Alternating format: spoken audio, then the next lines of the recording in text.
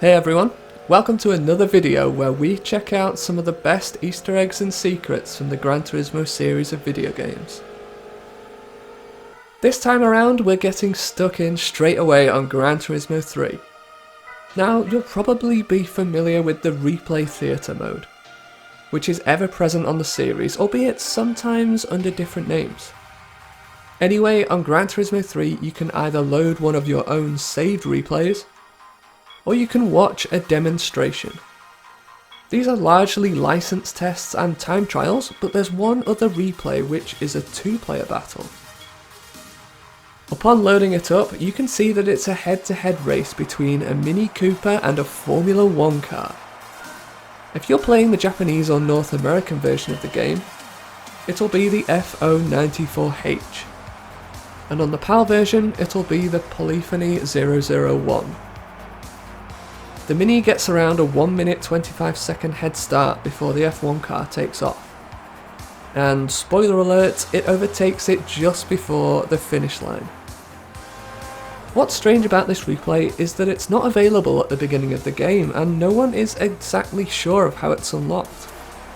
Some theorise that you can access it as soon as you unlock a Formula 1 car, while others claim that it has been unlocked when they've completed the Super license.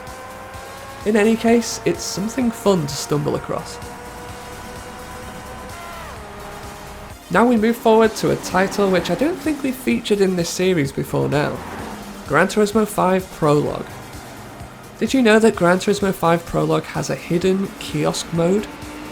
And if you're unfamiliar with what a kiosk mode is, it's for game shop owners, who typically have playable games in store, which are also usually available to buy. A kiosk mode allows the store owner to limit the playability of the game, whether that's a time limit or only a certain track is allowed, or just one or two cars. Basically like a demo disc from back in the day. To activate the hidden kiosk mode on GT5P, go to the options menu, then scroll down to the miscellaneous section, and highlight utilities. Then hold L1 and R1 and press down, right, right, down, right, right, down, right, right, down, right, right, then start. If you've done it right, you'll hear a noise, then the options menu will refresh, and you can now scroll back down to the bottom to discover several new secret options. The first is special settings, then visible control, favourite cars, favourite opponent, favourite course, and server setting. Clicking on special settings, the first thing you can do is change the language. Next, you have the option to switch kiosk mode on or off. Next up is a switch to toggle favourite cars on or off. And then the same options for favourite demo cars and favourite rival cars. Then you can choose whether to switch on a course limit, and there's also a toggle for favourite tuners. Lastly, you can choose a race time limit, which is set between 0 and 3600. I assume that's in seconds, but I haven't tried it out myself. Visible control essentially allows you to limit which modes of gameplay are available. Now, favourite cars is where it gets really interesting, because you can give yourself any car in the game without actually purchasing it from the dealership. For this example, I'll just give myself the Ford GT LM Spec 2 test car. And you can do exactly the same with favourite opponents too, so you can actually create a custom race if you want to. Favourite course allows you to choose which courses are accessible. Lastly, we have server settings, which I'm not going to mess with. People have reported that messing around with these settings have actually crashed their game. Oh, and if you're trying this for yourself, remember to go back to secret options and switch on favourite cars. Otherwise, whatever cars you've chosen in the favourite car list won't be activated. Anyway, so this means that when we return to the main menu, we should see our Honda Integra replaced with the Ford GT LM. I actually lost my original GT5P save due to the yellow light of death on my original PS3. So having the option to give myself whatever cars I like really comes in handy these days. So just to show you that it does indeed work, here's a little bit of footage of the Ford GT LM at High Speed Ring. If you have Gran Turismo 5 Prologue, I do recommend dusting off the PS3 and giving this a go. Next we fast forward to the full version of Gran Turismo 5, and we visit Madrid in Spain. Partway around the course, you might spot some adverts for Marlboro, the cigarette brand. By this time, the presence of smoking adverts in video games was largely banned. Even Senna's Lotus 97T, which features in Gran Turismo 6, is devoid of its John Player Special logos. Somehow, this one managed to slip through the cracks of GT5's testing process. Next up, we visit the Mazda dealership where an old fan favourite is hanging out, the Mazda 787B. I'm purchasing it here on Gran Turismo 6 as it's about 3 million credits cheaper, although you can see this secret on GT5 as well. Once bought, take it out on track and activate the cockpit view. To the left of the steering wheel, you'll see an interesting post-it note, which says min 1.85 and 1 lap equals 7.02. At least, as far as I can tell. This sticker was present on the car in real life. The 1.85 is believed to refer to fuel economy, specifically litres per 100 kilometres. If it reads 42.00, then you will use 42 litres every 100 kilometres driven. The bottom number is your fuel gauge. It starts at 50, decreases to 00, and restarts at 99 back down to 0. Every 50 ticks equals 7 litres. Sticking with Gran Turismo 5, we turn our attention to the Ferrari dealership. For this section of the video, we'll need to buy the Ferrari California. By default, this car races with its roof down. However, did you know that it's actually possible to add a roof to this car? To do this, we need to visit GT Auto. By adding a custom rear wing to the California, it also adds a roof. However, when Gran Turismo 6 came along, the California had a roof by default. So sadly, we no longer had the choice to race with the roof up or down. Okay, on to Gran Turismo 6, which is where we'll spend the rest of the video. We've got a lot of secrets and Easter eggs to get through. We start our GT6 journey at glorious Goodwood. Now, have you ever noticed that the track extends way beyond the finish line? You can't drive down here, of course, though. However, if you play a replay and pause it just before you cross the finish line, you can enter photo mode and manoeuvre the camera way past the finish line. It's actually quite amazing how far the game lets you go. I was going to play this in real time just so you can appreciate how far away from the car we can actually get. But to be honest, it takes too long, so I'll just speed it up instead. Although at one point I did turn around to see how far away from the finish line I'd actually come already. But little did I know at that point that it stretches much further than I thought it would. Anyway, so once you get as far as you can go, there is a little Easter egg here to reward you for coming all this way. If you look to your right, behind the hay bales, there are 2 rabbits just chilling out there. And if you look to the left, there are 2 more rabbits. Although these ones seem to be a little bit more pixelated than the other 2. Maybe these 2 are clones of the original ones. Okay, next we have 2 separate secrets and Easter eggs for the same car. The Mitsubishi FTO Super Touring Car. First things first, if you take the car out to the track and enter photo mode, you can zoom into either side of the FTO to spot something interesting. If you look closely, you can see an advert for Omega Boost. This was a game developed by Polyphony Digital for the PlayStation 1 and was released back in 1997.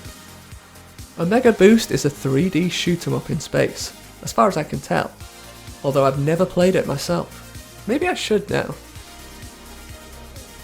The second interesting thing about this car is its numbers. It has 6 colours to choose from when you're viewing it at the Mitsubishi dealership, which are all numbered. There is 1, 2, 3, 5, 6, 7. So why is there no number 4 car? Well, we don't have a concrete answer, but fans have theorised that it's likely to do with superstitions around the number 4 in Japanese culture. It's considered an unlucky number, much like the number 13 in Western culture. The number 4 is sometimes pronounced shi, which is the word for death. Other unlucky numbers when it comes to racing in Japan are the number 42, which sounds like shi-ni, to death, and 49, which sounds like shiku, to run over. Now we turn our attention to Ascari, a new track for Gran Turismo 6, and also a track which hasn't yet reappeared on any newer GT games to date.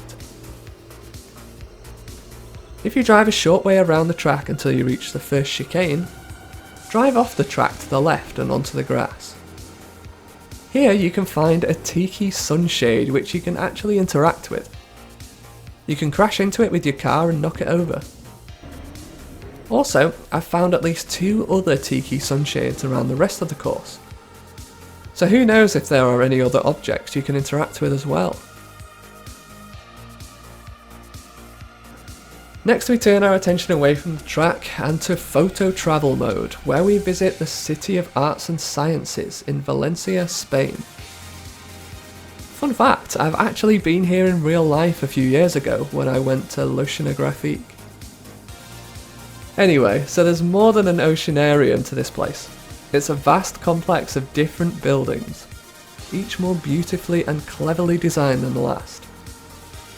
And to help real-life visitors around, there were various signposts put up. However, there's one in particular that had GT6 players a bit confused. It's this one, a sign that points to Indiana Jones. After a few years, fans finally figured out that it related to a travelling exhibition named Indiana Jones and the Adventure of Archaeology, which was on show in Valencia between 2011 and 2012. Sadly, there hasn't been an actual Indiana Jones Easter egg discovered in association with this, but hey, you never know. Okay, next we head to the Nissan dealership to purchase the Nissan GT-R R35 base model. Like we did with the 787B, we need to take it out on track and take a closer look inside the cockpit. Only this time we can't actually see what we're here to see from activating the cockpit view. Instead we need to enter photo mode. From here we can look through the driver's side window at the steering wheel. There are numerous buttons, including one that says Rage. Yes, that's right, a button to rage during the race. While this may sound like an Easter egg, it has also been suggested that this could be a typo, and that it should actually read Page rather than Rage. This theory is backed up by the fact that the word ignition is also spelled wrong on the centre console. Either way, it's still a pretty funny thing to find. Okay, continuing with Gran Turismo 6. I told you we had a lot of GT6 content to cover today. For this we need the Citroen Zara rally car, although I believe this does work with other rally cars too. Once again, we'll take the car out on track and enter photo mode. At the front of the car, you can see a sticker which relates to a particular rally. Now, on other rally cars, these stickers relate to rallies on the game, such as Chamonix and Toscana. The Zara is interesting because its sticker relates to Rally Tokyo Route 246. Now, there's never been a rally at Tokyo Route 246. So could this relate to a course that was never finished? Or is it just the developers having a bit of fun? We don't have the answer to this one just yet. Okay, so now we have a set of 4 Easter eggs to look at, all similar to one another. We start with the Pagani Zonda LM Edition, a Gran Turismo stalwart that made its debut in Gran Turismo 3. If you zoom in, you'll see 2 driver names, T Tajima and Y Yasuhara. And to be honest, these names have likely been here prior to Gran Turismo 6. But again, I'm showing it here as I have more credits to buy more cars on this game. So, who are T Tajima and Y Yasuhara? Well, they are 2 Gran Turismo developers, Takahito Tajima and Yuji Yasuhara. You can even spot their names on the intro to Gran Turismo 3. Next we turn our attention to the Ford GT LM Edition, which also has a couple of driver names on it, and again, they've likely been here prior to GT6. Anyway, so if you zoom onto the roof of the car, you'll see 2 names, Klaus Ludwig and Ricardo Sonta. They are actually real-life racing drivers whose names have found their way onto a fictional car. Klaus Ludwig is a German racing driver who found fame at Le Mans, as well as German and world touring cars. Ricardo Sonta is a misspelling of Ricardo Zonta, a former F1 driver who went on to drive in Brazilian stock cars and the FIA GT Championship, among other series. Ludwig and Zonta were actually teammates during the 1998 FIA GT Championship, where they won the series driving for Mercedes. Why they were chosen for the Ford GT, well, we have no idea. Next up is the Honda Integra touring car, and yes, you guessed it, we're going to be taking a closer look at the names of its drivers. On the roof you can see 3 names, Keiichi Ashizawa, Gen Nizutami, and Takeno Atsuro. Keiichi Ashizawa is credited for working in the car design department on Gran Turismo 4. However, I couldn't find any mention of the other 2 names, but I think we can assume that they're likely GT developers as well. The last set of driver names we need to take a look at lie on the Mitsubishi CZ3 Tarmac Rally car. Again, we can see the now familiar name of Keiichi Ashizawa, but this time they're joined by another name, and it's pretty hard to make out. It kind of looks like T Umeki, or maybe Umemi or Umeni. Sadly, it's just a bit too pixelated to read. Okay, now we need to pay another visit to Bathurst. Do you remember when we previously covered the Hidden Gem Easter egg, which is awarded to the player if you knock over this little stack of blue tyres, which is located down a little escape road before the start-finish straight? Well, it turns out that there is another little secret right here. Adjacent to the blue tyres is the National Motor Racing Museum, which is located at Bathurst in real life. What's more interesting is that if you zoom in, you can see one of the cars that's on display at the museum. It's the Nissan Bluebird Turbo driven by George Fiore to pole position for the 1984 James Hardy 1000. The fastest touring car to lap the old 6.172 km long circuit, with a time of 2 minutes 13 seconds .85, and the first turbocharged car to claim pole position. Right, so we turn our attention away from a particular track and we're going to take a closer look at some of the special outfits the player can purchase, or be awarded with, to wear on track. There are several Ayrton Senna racing suits on Gran Turismo 6.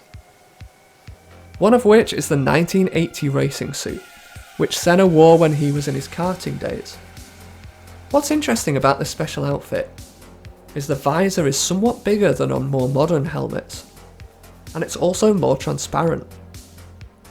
So much so that in the right light, you can see the face of the driver inside the helmet. Some people have suggested that it's the face of Senna himself, while others have suggested that it's the same face that's behind every racing suit. I'll let you guys make your own minds up about this one. From one Formula 1 themed secret to another, the Formula Gran Turismo, which made its debut back in Gran Turismo 4. However, on GT6, it's been treated to some new colour schemes.